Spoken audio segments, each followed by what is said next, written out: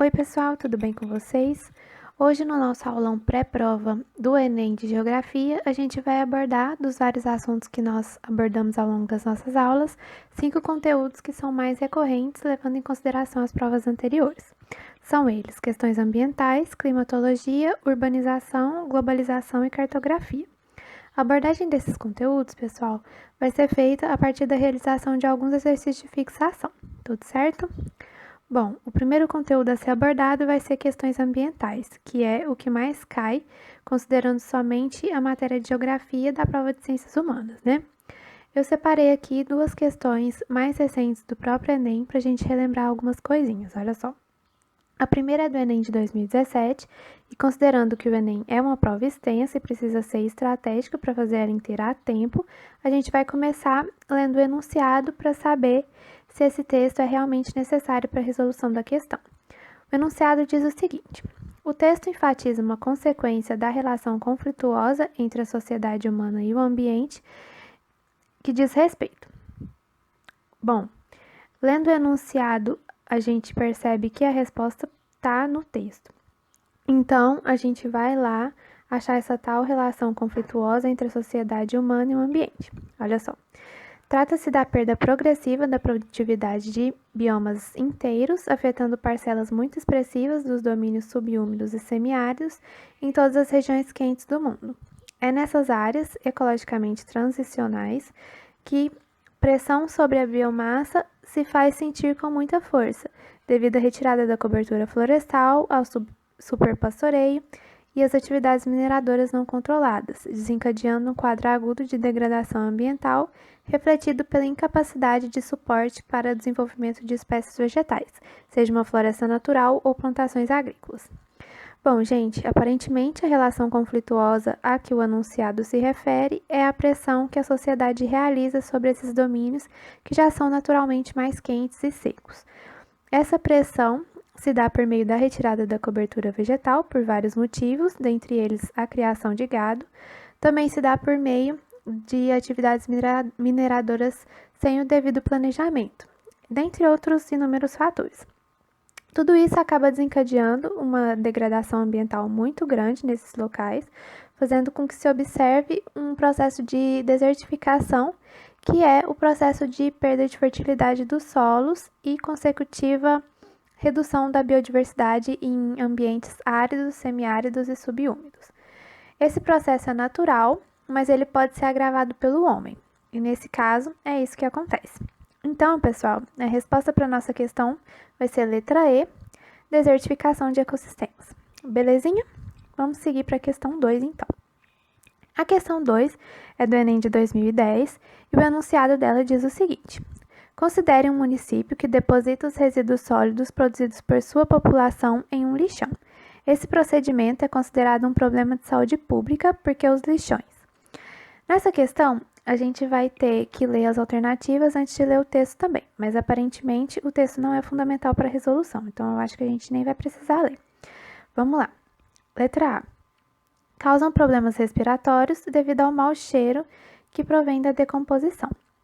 Bom, o acúmulo de lixo realmente causa mau cheiro, mas esse mau cheiro é somente desagradável, ele não chega a ser motivo de problemas respiratórios. Então vamos para a letra B. São locais propícios à proliferação de vetores de doenças, além de contaminarem o solo e as águas. Sim, né, pessoal? Faz sentido porque o lixo a céu aberto fica exposto a diversos bichos, né, como ratos, baratas, e também eles ficam propícios à proliferação de bactérias e outros micro-organismos que são causadores de doença. Aparentemente, essa é a nossa resposta, mas o ideal é sempre ler todas as alternativas para ter certeza na hora de marcar. Então, é isso que a gente vai fazer aqui bem rapidinho. Letra C. Provocam o fenômeno da chuva ácida devido aos gases oriundos da decomposição da matéria orgânica. Isso até pode ocorrer, uma vez que o lixo entra em decomposição e forma gases que provocam o efeito de chuva ácida. No entanto, pessoal, o enunciado da questão pede um problema de saúde pública, por isso a letra B ainda vai fazer mais sentido para nós como resposta. Letra D. São instalados próximos ao centro das cidades, afetando toda a população que circula diariamente na área. Bom, geralmente os lixões são instalados em lugares mais periféricos das cidades, né? Não deixa de afetar a população que circula pela área, logicamente, mas não costuma estar próximos do centro. Por isso, essa não vai ser a nossa resposta. Letra E. São responsáveis pelo desaparecimento das nascentes na região onde são instalados, o que leva à escassez de água. Os lixões não fazem as nascentes desaparecerem, né? Eles acabam contaminando esses cursos d'água com o chorume, que é aquele líquido de decomposição que acaba infiltrando no lençol freático e tudo mais. Então, essa alternativa não faz muito sentido para nós. Nossa resposta vai ser a letra B mesmo. Esse procedimento é considerado um problema de saúde pública porque os lixões são locais propícios à proliferação de vetores de doença, além de contaminarem o solo e as águas. Belezinha, pessoal? Vamos para a próxima questão. Agora a gente vai adentrar no segundo assunto que mais cai na prova de geografia do Enem, que é a climatologia. A primeira questão é do Enem de 2018 e o enunciado dela diz o seguinte: qual tipo climático favorece o processo de alteração do solo descrito no texto? Bom, aparentemente, a resposta da questão depende da leitura do texto. Portanto, nós vamos ler o texto rapidinho, buscando esse processo de alteração do solo. Tudo certo? Bom, o texto diz o seguinte: a presunção de que a superfície das chapadas e chapadões representa uma velha peneplanície é corroborada pelo fato de que ela é coberta por acumulações superficiais, tais como massas de areia, camadas de cascalho e seixos, e pela ocorrência generalizada de concreções ferruginosas que formam uma crosta laterítica denominada canga. Essa questão, pessoal, tem um modelo bem típico do Enem, que é aquele que mistura os conteúdos sem se prender muito a um assunto ou outro. Aqui a gente vai revisar, além de um tipo de clima, um tipo de relevo e o processo de alteração de um solo. O que é muito interessante, já que quanto mais matéria a gente relembrar, melhor, né? Bom, gente, as chapadas e os chapadões são formas de relevo típicas do Planalto Central brasileiro, onde predomina o clima tropical com o verão chuvoso. Essa chuva intensa no verão ocasiona um processo que a gente conhece como lixiviação do solo, que é aquela famosa lavagem, né? Quando a água infiltra no solo e vai carregando os seus componentes verticalmente, fazendo concentrar na superfície apenas os óxidos de ferro e de alumínio, que são mais pesados.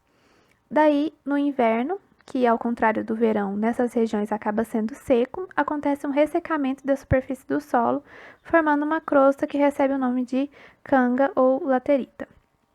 Portanto, pessoal, a resposta para a nossa questão vai ser a letra D, que é a única que traz esse tipo climático referente a essa região apontada no texto, que é o tipo tropical. Bom, a quarta e última questão é do Enem de 2017 e ela traz para nós duas figuras que nós vamos analisar logo após a leitura do enunciado, que, por sinal, diz o seguinte: as temperaturas médias mensais e as taxas de pluviosidade expressas no climograma apresentam o clima típico da seguinte cidade. Bom, analisando esse climograma, pessoal, a gente percebe que as temperaturas mais altas que sinalizam o verão estão presentes no meio do ano, o que acaba contando para nós que esse climograma é referente a uma cidade localizada no hemisfério norte.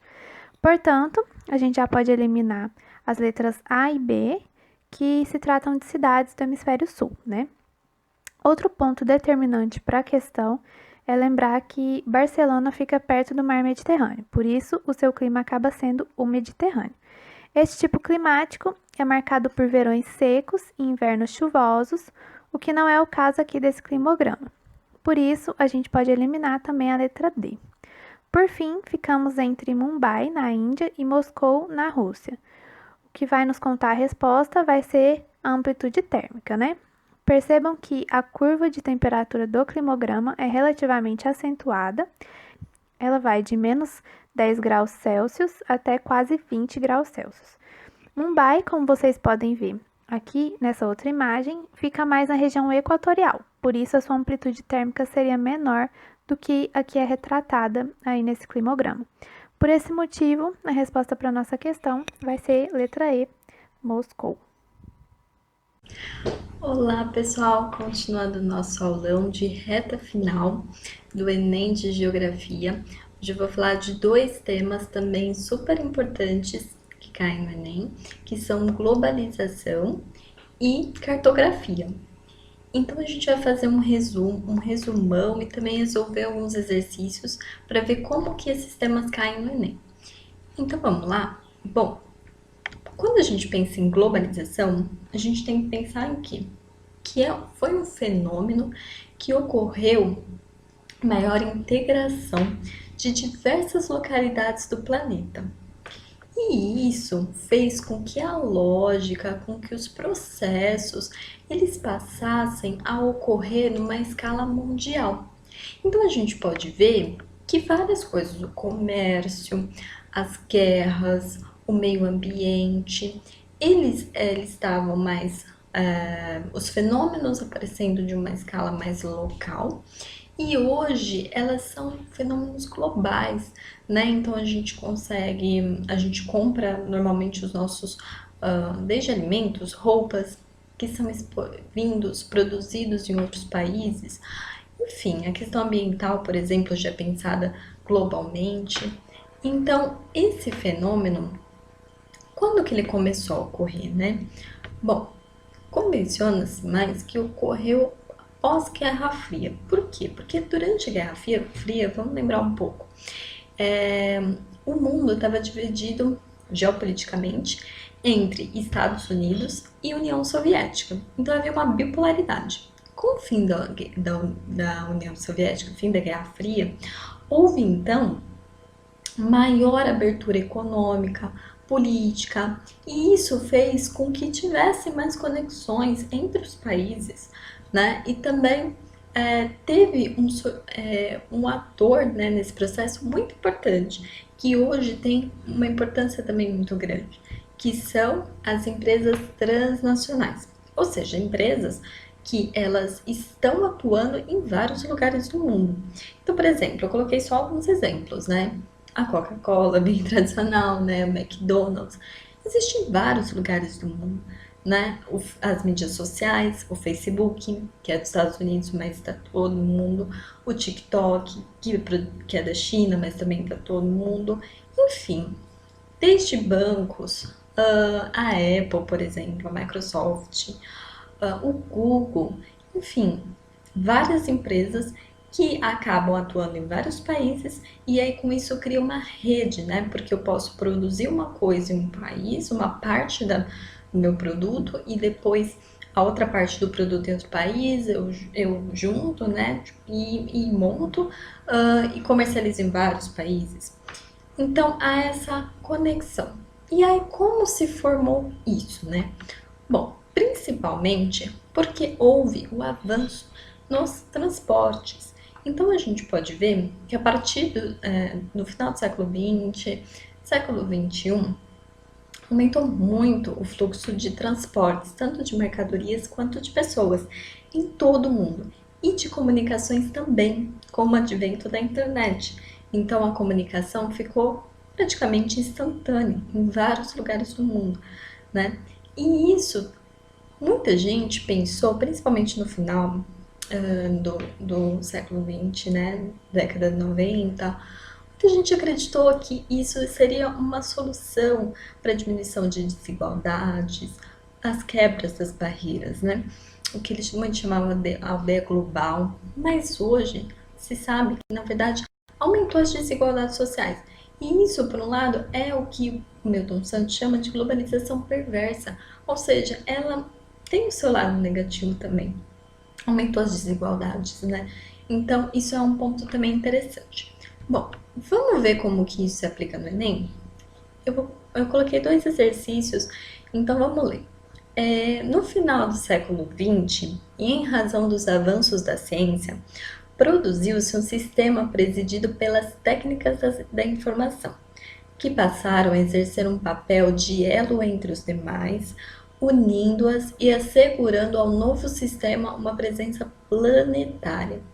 O mercado que utiliza esse sistema de técnicas avançadas resulta nessa globalização perversa. Bom, então também é um texto de Milton Santos, e aí a pergunta é: uma consequência para o setor produtivo e outra para o mundo do trabalho, advinda das transformações citadas no texto estão presentes respectivamente em. Bom, então aqui eu já deixo uma dica. Eu, pelo menos, ajuda muito para mim eu ler primeiro a pergunta e depois ler o texto. Principalmente no Enem tem bastante texto. Por quê? Porque eu já vou ter uma leitura direcionada. E se a gente fica só lendo o texto depois do enunciado, pode cansar a gente um pouquinho também. Mas olha, fica tranquilo, o Enem, interpretação. Então, muita coisa vai ajudar lendo o enunciado com calma. E aí, a gente pode ver o seguinte. Ele está perguntando quais são as consequências dessas transformações. Que transformações são essas? O texto está falando de técnicas de informação, presença planetária. Isso está parecendo o quê? Globalização. Então, ele quer saber qual foi a consequência no setor produtivo, né, de produção, e no mundo do trabalho. Alternativa A. Eliminação das vantagens locacionais e ampliação da legislação laboral? Não, a globalização não foi uma causa da ampliação da legislação trabalhista. Em muitos lugares não ocorreu ampliação, então não é a alternativa A. B. Limitação dos fluxos logísticos e fortalecimento das associações sindicais? Também não. Na verdade, houve uma ampliação do fluxo logístico, então não é a alternativa B. C. Diminuição dos investimentos industriais e desvalorização dos postos qualificados? Não, não houve diminuição dos investimentos industriais. Ao contrário, houve um aumento dos investimentos industriais. D. Concentração das áreas manufatureiras e redução da jornada semanal? Não, na verdade, houve uma desconcentração. Lembra que eu posso produzir uma parte aqui, outra parte ali, o centro financeiro é em outro lugar, o marketing é em outro. Não, não é a alternativa D. E, por fim, a E. Automatização dos processos fabris e aumento do nível de desemprego? Sim, houve um aumento do desemprego também porque houve uma automatização dos processos fabris. Então, com a ampliação das tecnologias, as máquinas, né, foram cada vez mais substituindo o trabalho humano. E aí, com isso, há o aumento do nível de desemprego. E o que mostra que é uma globalização perversa também, né? Então, logo, é a alternativa E. Segunda questão. Um carro esportivo é financiado pelo Japão, projetado na Itália e montado em Índia, México e França, usando os mais avançados componentes eletrônicos que foram inventados em Nova Jersey e fabricados na Coreia. A campanha publicitária é desenvolvida na Inglaterra, filmada no Canadá, a edição e as cópias feitas em Nova York para serem vinculadas no mundo todo. Teias globais disfarçam-se com um uniforme nacional que lhes for mais conveniente. Bom, então nesse texto ele está falando a viabilidade do processo de produção ilustrado pelo texto pressupõe o uso de. O processo de produção escrito é isso que a gente estava falando, né? A desconcentração. Em cada lugar eu estou construindo uma parte do carro, a publicidade é em outro lugar, ou seja, a parte financeira, onde é o financiamento, é no Japão, enfim. Então, o que ele pressupõe? Alternativa A. Ilhas de montagem e formação de estoques? Não, na verdade, não pressupõe uma formação de estoques, porque eu preciso que essas peças, esses processos circulem, né, no mundo todo. Então, não é a alternativa A. B. Empresas burocráticas e mão de obra barata? Não, na verdade, a burocracia, essa rigidez de processos, não é bom. É preciso que haja uma flexibilidade. Então, não é a alternativa B. C. Controle estatal e infraestrutura consolidada? Também não. Houve menor participação do Estado, né, com esse processo de vários países envolvidos. D. Organização em rede de tecnologia da informação? Sim, globalização tem a ver com rede. Então, haviam vários lugares produzindo e se conectavam entre redes, né? Com também a ajuda da tecnologia da informação. Então, é a alternativa D. Muito bem. Agora, a questão da cartografia no Enem. Bom, quando se pensar em cartografia, o que é a cartografia, né? Bem resumidamente, é uma técnica e também pode ser uma arte utilizada para elaboração de mapas. O mapa é uma representação da superfície terrestre. Por ser uma representação, ela pode ter distorções. Por quê? Porque a Terra é um geóide. Então, se eu quero representar ela numa superfície plana, ela vai ter alguma distorção. E por isso eu uso as projeções cartográficas, porque existem vários tipos de projeções, eu escolho a melhor vai atender o que eu preciso, né, representar, e também tem uma questão ideológica também que a gente vai ver aqui. Então, vamos lá. As mais conhecidas são as projeções cilíndricas, né, que é como o próprio nome diz, é como se o globo estivesse em volta de um cilindro, e aí eu abro esse cilindro. E aí eu tenho, por exemplo, o famoso mapa mundi, que tem duas projeções que são as mais conhecidas, que é a projeção de Mercator, que é a mais conhecida, que é aquela em que a Europa está no centro, né, do mapa. E aí a gente pode ver já que há também uma questão ideológica, porque essa carta foi uma carta, uma das primeiras, né, que foram usadas pela questão da colonização e tudo mais, então a Europa lá no centro, né? E essa projeção de Mercator, ela mantém, né, ela busca manter as formas, mas distorce a área. Então a gente pode ver, por exemplo, que a Groenlândia tá enorme, né? E a Peters é ao contrário.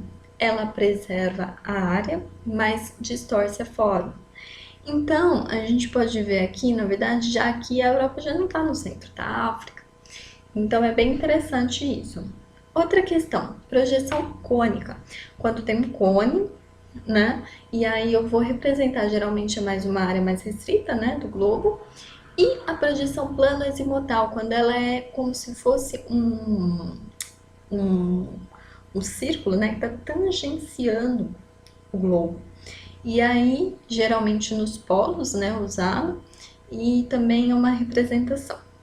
Bom, e agora, Gabriela, o que um mapa precisa ter?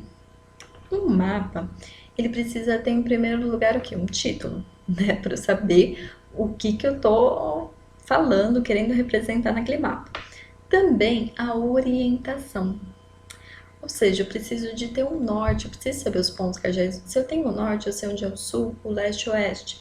Então eu preciso de uma orientação, seja Rosa dos Ventos, seja só a seta indicando onde é o norte também. As convenções cartográficas, que são cores, símbolos, os traços, que eu sei o que aquilo representa, né? Então, por exemplo, o azul a gente sabe que convencionalmente é o fluxo de água. Por exemplo, o símbolo do avião é um aeroporto. Mas aí, para essas convenções, eu posso utilizar a legenda, que é importantíssima para entender o mapa, porque lá vai estar descrito tanto as cores, quanto os tracejados, os símbolos, o que representa cada coisa. E por fim, a escala, que também é muito importante. E aí a gente tem a questão da escala numérica e a gráfica. A numérica é sempre 1 para um número. Então, 1 para 50.000, 1 para 100.000. E o que isso representa? Representa que 1 centímetro do meu mapa vale 50.000 centímetros na superfície que eu estou representando. Então, por exemplo, para eu converter isso em metros, eu vou lá e converto 50.000 em metros. Então, é uma forma de você representar, né, a escala numericamente. Graficamente, ela mostra que a cada divisão, né, em ambas as barras, é 1 centímetro. Então, a primeira divisão vale 1 centímetro. Então, 1 centímetro significa 50 metros da realidade que eu estou projetando, né, da superfície. E aí, só uma observação que acaba causando um pouquinho de confusão, mas é normal, essa questão de uma escala grande e escala pequena. Bom, aqui, grande e pequena, pensa em detalhes. Ou seja, a grande vai ter muitos detalhes, a pequena vai ter poucos detalhes. Só que quando eu pego uma imagem que tem muitos detalhes, é porque eu estou aproximando ela. Então, geralmente, vai retratar uma área menor. E a escala pequena, eu vou ter menos detalhes. Então, eu vou Eu estou projetando uma área maior, tá bom? Então, vamos ver aqui dois exemplos de exercício também de cartografia que caíram no Enem. Então, vamos lá. Começo com o seguinte texto. Os mapas árabes ainda desenhavam o sul em cima e o norte embaixo. Mas no século XIII, a Europa já havia restabelecido a ordem natural do universo. O norte estava em cima e o sul embaixo. O mundo era um corpo. Ao norte estava o rosto, limpo, que olhava o céu. Ao sul estavam as partes baixas, sujas, onde iam parar as imundícies e os seres escuros que eram a imagem invertida dos luminosos habitantes do norte. Bom, então nesse texto a gente já mostra um pouco essa questão ideológica que a gente tinha comentado, né? Então vamos lá. A confecção de mapa pode significar uma leitura ideológica do espaço. Assim, a projeção de Mercator, muito utilizada para a visualização dos continentes, caracteriza-se por... Bom, então, esse mapa é uma projeção de Mercator, que era aquilo que a gente estava falando, né? Visão heliocêntrica e tudo mais. Então, vamos lá. A. Apresentar um hemisfério terrestre envolvido por um cone? Já podemos parar aí. Não é um cone. Lembra que a projeção de Mercator é uma projeção cilíndrica. Então, não é a A. B. Partir de um plano tangente sobre a esfera terrestre? Já podemos parar por aí. Plano tangente é a projeção plana ou azimutal. Também não é a Mercator, que a Mercator é cilíndrica. C. Conservar as formas, mas distorcer as superfícies das massas continentais. Seus paralelos e meridianos formam ângulos retos. Sim, lembramos que a projeção de Mercator conserva as formas, distorce as áreas. Então, logo de cá já é a alternativa C. E aí, nas outras alternativas, alterar a forma dos continentes preservando a área? Não, é o contrário. E. Representar as formas de superfície continentes proporcionais à realidade? Não, nenhuma projeção vai ser proporcional exatamente forma, superfície, tudo certinho no mapa. Não é a E também, lembremos disso. Bom, última questão do Enem. Vamos lá. A ONU faz referência a uma projeção cartográfica em seu logotipo. A figura que ilustra o modelo dessa projeção é. Então, dá uma olhada como que é o logo, né, da ONU. Ela lembra uma projeção o quê? Plana ou azimutal. Então vamos ver as alternativas, mas vamos começar a partir daí para ficar mais emocionante. Então vamos lá. E a gente pode ver que é um cilindro em volta do globo. Não é a projeção plana azimutal, né? Então não é a E. D. Parece que é uma plana azimutal. Mas vejam bem, o centro desse círculo não está no mesmo lugar que no círculo da ONU, né? O centro. Então não é a alternativa D também. C. Também voltou no cilindro, também não é. B. Num cone, certo? Então é a cônica. E restando a A, que é tangente ao globo, ela é redonda, né? Uma circunferência, e ela está nos polos, justamente onde também está o logo do Enem. Bom, então é a alternativa A. É isso, espero ter ajudado e até mais. Oi, gente, dando continuidade aqui ao aulão, então, eu vou tratar um pouco do assunto de urbanização e para isso a gente vai fazer alguns exercícios e no final eu vou dar uma retomadinha rápida no conteúdo para ajudar vocês. Então, o Enem, qual é a dica aqui? A gente começar lendo o enunciado da pergunta, para a gente saber qual é o comando e o que a gente está buscando no texto, porque geralmente tem bastante texto e várias questões são até interpretativas, então vale a pena a gente prestar atenção na leitura. Então a gente vai começar aqui lendo o enunciado. Ele diz assim: a dinâmica de transformação das cidades tende a apresentar como consequência a expansão das áreas periféricas pelo. E aí então a gente volta ao texto. Vamos ler aqui. O texto diz: Trata-se de um gigantesco movimento de construção de cidades necessário para o assentamento residencial dessa população, bem como de suas necessidades de trabalho, abastecimento, transportes, saúde, energia, água, etc. Ainda que o rumo tomado pelo crescimento urbano não tenha respondido satisfatoriamente a todas essas necessidades, o território foi ocupado e foram construídas as condições para viver nesse espaço. E a gente volta aqui, então lendo novamente. A dinâmica de transformação das cidades tende a apresentar como consequência a expansão das áreas periféricas pelo. Aí a gente vai ler aqui as alternativas. A. Crescimento da população urbana e aumento da especulação imobiliária. Essa faz bastante sentido, né? Porque as pessoas sairiam da cidade central e iriam para a periferia por não ter espaço ou por ficar caro. Então, isso faz muito sentido. B. Direcionamento maior do fluxo de pessoas devido à existência de um grande número de serviços. Essa tá errada, né? C. Delimitação de áreas para uma ocupação organizada do espaço físico, melhorando a qualidade de vida? Não, né? Não tem essa melhora. D. Implantação de políticas públicas que promovem a moradia e o direito à cidade aos seus moradores? Não, né? Porque se as pessoas estão sendo levadas à periferia, esse direito à cidade está sendo parcialmente negado. E reurbanização de moradias nas áreas centrais, mantendo o trabalhador próximo ao seu emprego, diminuindo os deslocamentos para a periferia? Não, né? Porque a gente fala ali no enunciado de uma expansão das áreas periféricas. Então, a resposta aqui seria A. A segunda, né, o enunciado fala assim: uma causa para o processo socioespacial mencionado no texto é A, ou O, né? E o texto diz assim: o processo de concentração urbana no Brasil, em determinados locais, teve momentos de maior intensidade, e, ao que tudo indica, atualmente passa por uma desaceleração no ritmo de crescimento populacional nos grandes centros urbanos. E qual seria, né, uma causa para isso? Ele traz as opções: A, carência de matérias-primas? Acho que não, né? B, degradação da rede rodoviária? Não. C, aumento do crescimento vegetativo? Não, ele fala ali numa diminuição, né? D, centralização do poder político? Também não. E E, realocação da atividade industrial? Sim, né? Porque antes as indústrias estavam nas cidades, que foi o que trouxe as pessoas e fizeram com que se aglomerassem. E agora a gente vê uma dispersão industrial indo para outros locais, e isso faz com que tenha esse processo. Então a resposta aqui é E.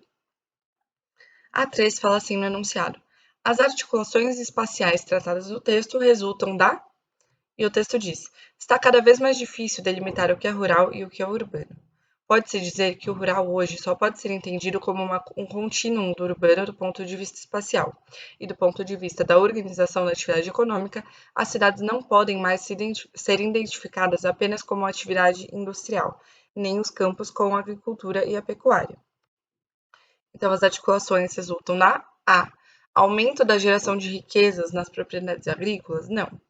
B. Crescimento da oferta de emprego nas áreas cultiváveis? Não, né? A gente viu uma substituição pela máquina, né? Do homem pela máquina, então não. C. Integração dos diferentes lugares nas cadeias produtivas? Essa faz muito sentido e está de acordo com o texto também. D. Redução das desigualdades sociais nas regiões agrárias? Acho que não, né? E E. Ocorrência de crises financeiras nos grandes centros? Também não, a resposta aqui então é C. E agora eu vou dar uma rápida retomada aqui na aula da professora Louise, para vocês terem acesso a esse conteúdo rapidamente agora também. Então, para o Milton Santos, a urbanização ocorreria em 3 fases, né? Teria 3 fases desse processo. Então, a primeira seria a fase do meio natural, que estava ocorrendo lá da pré-história até a Revolução Industrial, na qual havia uma adaptação do homem ao meio. Então, o homem fazia poucas transformações no local. E foi assim que surgiram as primeiras cidades. Em seguida, haveria a fase do meio técnico, que começou ali na Revolução Industrial, até o século XX, na qual teve uma modernização no campo e industrialização que gerou o êxodo rural, né? Porque o homem, como eu havia dito, foi começado a substituir pela máquina e ele foi buscar emprego e vida na cidade. E isso foi o movimento de saída do campo para a cidade, é o êxodo rural. E isso gerou essa centralização das cidades, né, e a urbanização, que é o crescimento das cidades em relação ao campo e também as transformações estruturais dos espaços sociais.